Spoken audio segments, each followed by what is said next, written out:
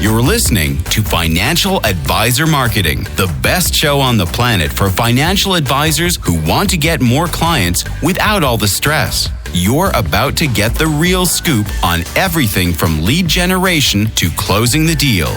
James is the founder of theadvisorcoach.com, where you can find an entire suite of products designed to help financial advisors grow their businesses more rapidly than ever before. Now, here is your host, James Pollard. What's up, party people, financial advisors? This week, I want to talk about competition. Competition can be a great thing. I've frequently said that you should be competing with the person in the mirror, and I believe that 100%. A lot of people make the mistake of comparing their first day with someone else's 10,000th day. You can't do that. Your goal should be to hit the pillow each night better than you were when you woke up. If you can do that, you will have an incredible life. And this doesn't have to be within business either. You can become physically stronger, faster, more flexible. You can learn something new. You can acquire a new skill, make a new connection, build a stronger bond with your family. Whatever it is, you're competing with yesterday's version of yourself. However, that's not what I'm going to talk about in this show. And it's not what I'm referencing in the title of this show either, which should be something like financial advisors should fear this competitor. Some of you might think that I'm talking about robo-advisors. I've gotten more questions about robos in the past few months than I've gotten in years. And typically these questions are rooted in fear. These advisors are so worried that somehow the robo-advisors will rise up and crush the financial services industry with their digital fists and take over the world Terminator style.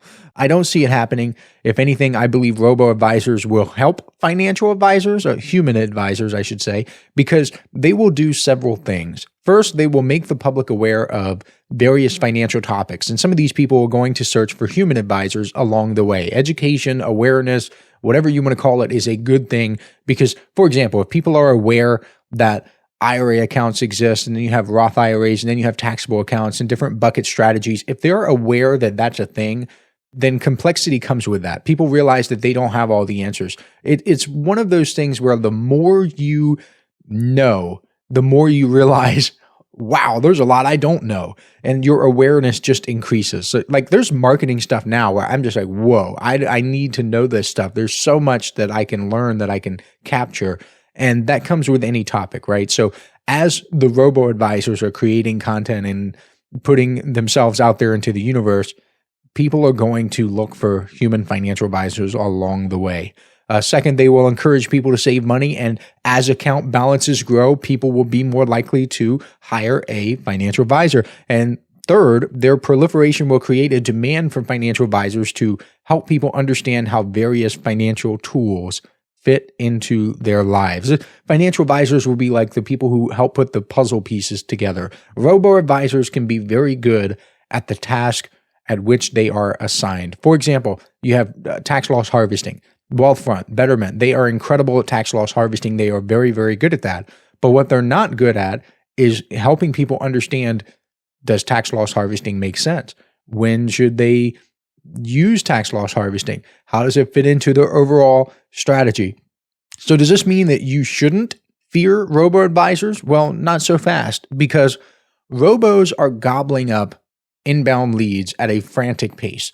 For example, I used an advertising analysis tool to look at some of Wealthfront's ads, and I like Wealthfront. I really appreciate them as a company. I think they're doing some cool things. I am an admirer from afar, and their marketing is pretty darn good. And when I looked at their ads, what I found scared me, because I discovered that they were running 27 different ads on Facebook, and 9 of those ads had been running for 10 months straight.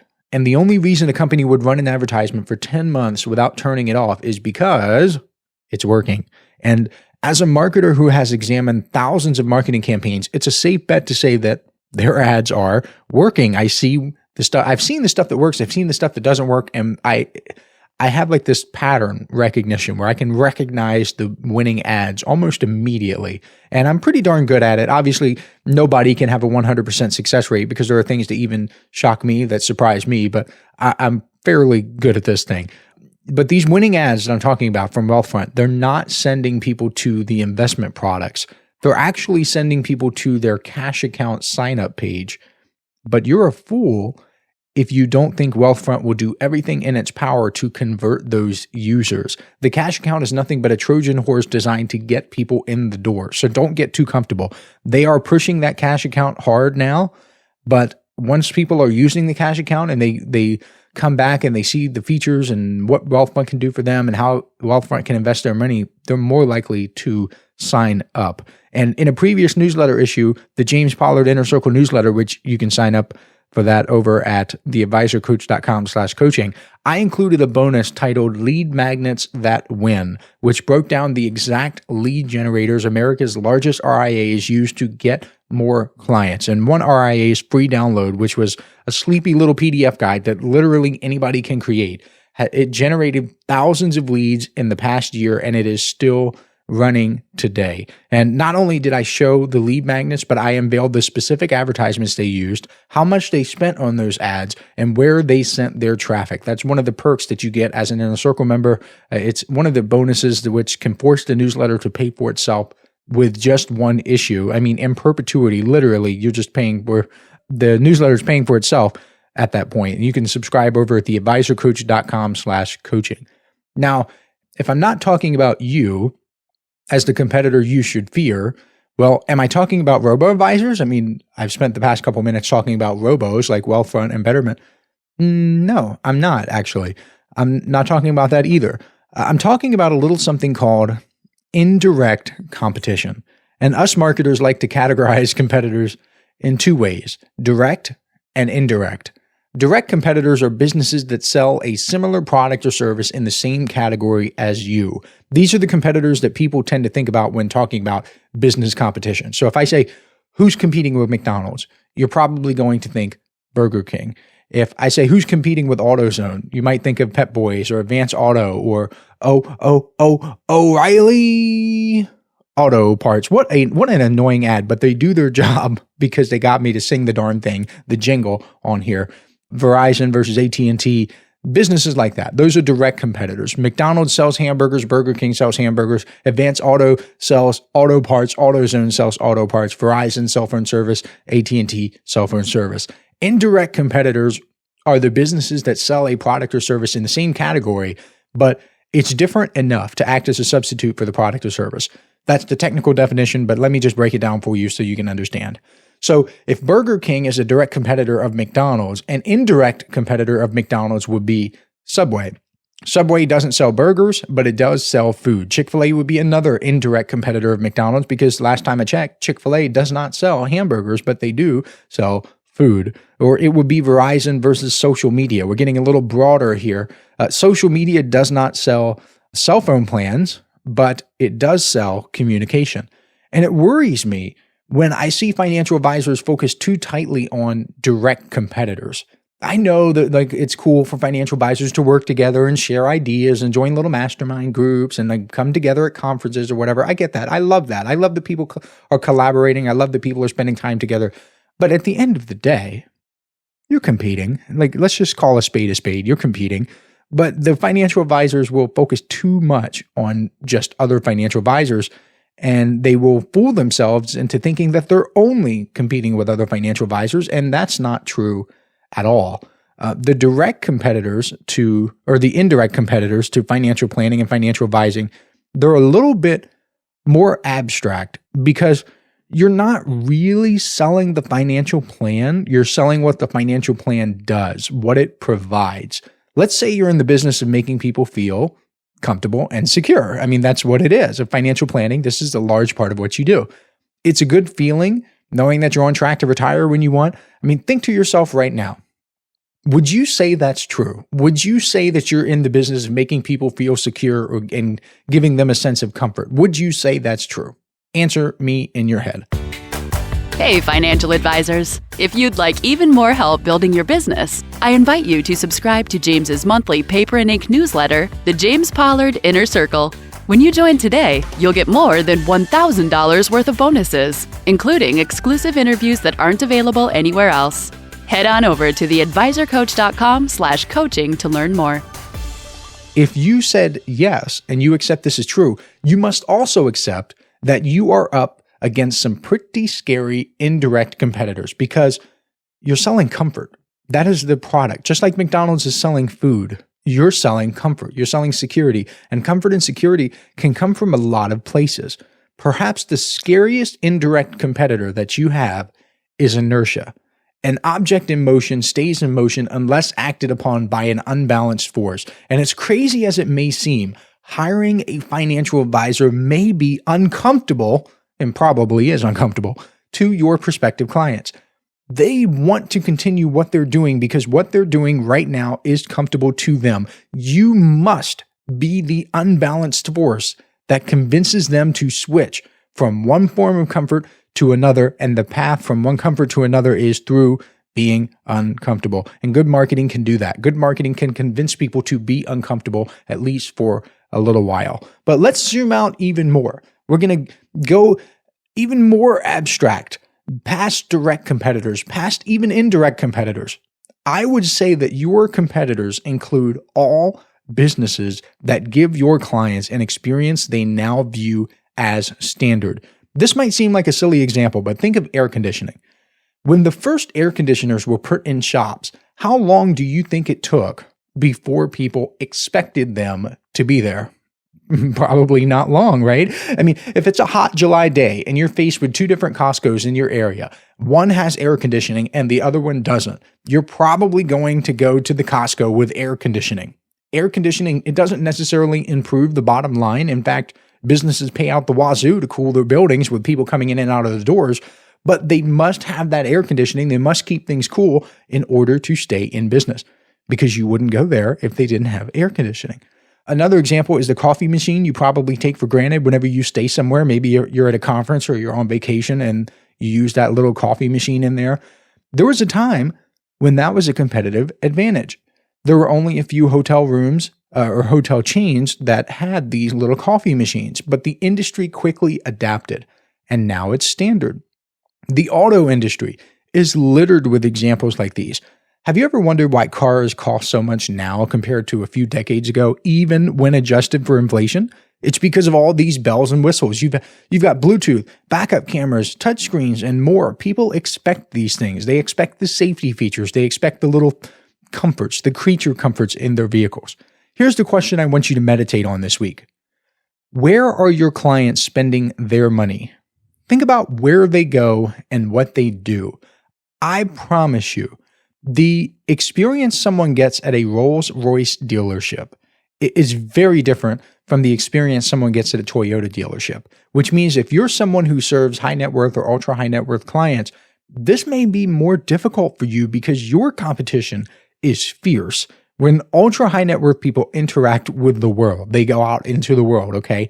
They're getting a different level of service than what most people receive. This is just the truth. They are willing to pay for it. People cater to them. People view them in a different light. You must hold yourself to that standard.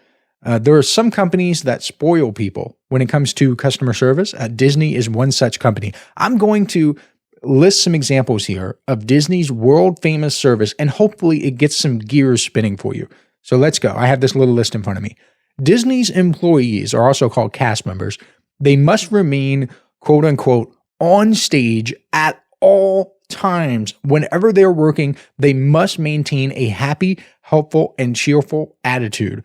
And all backstage areas of the Magic Kingdom, they have mirrors beside the door that leads in these doors that go into the park. They've got little mirrors there. And employees or cast members or whatever you want to call them today, they're encouraged to check their smiles before entering the park.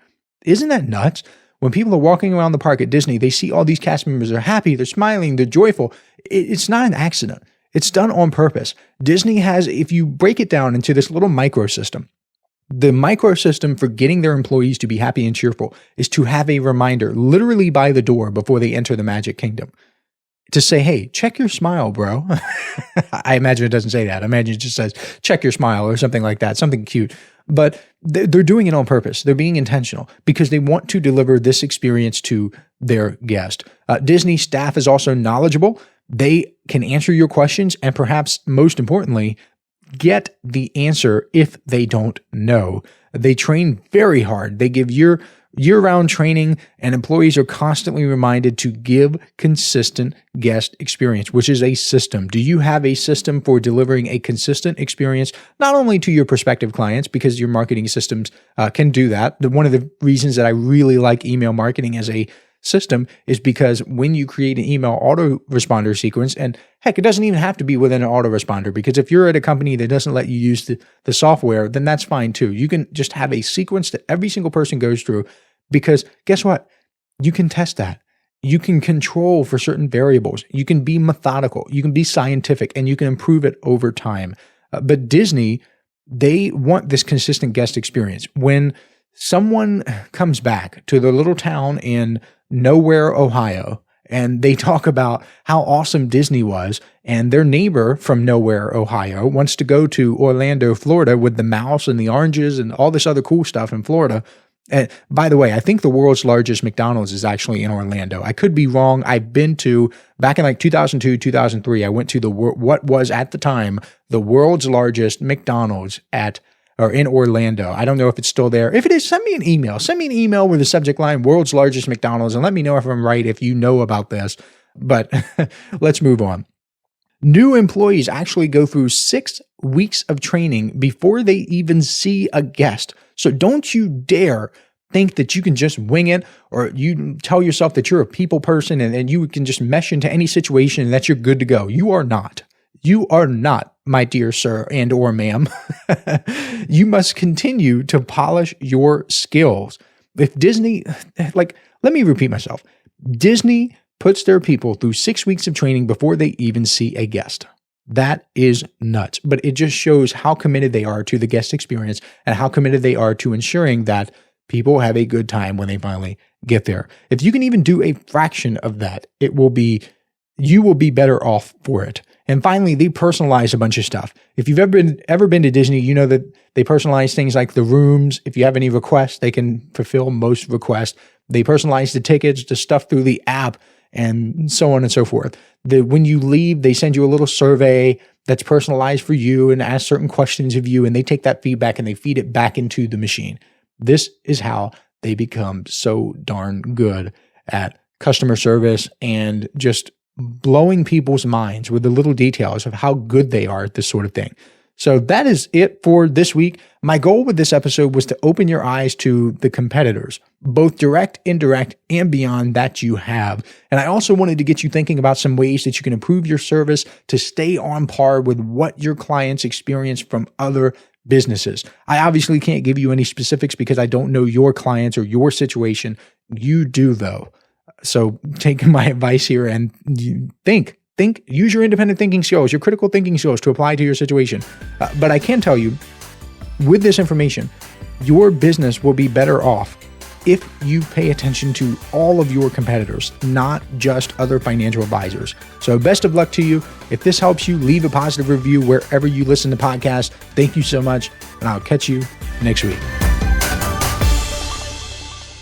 This is thepodcastfactory.com.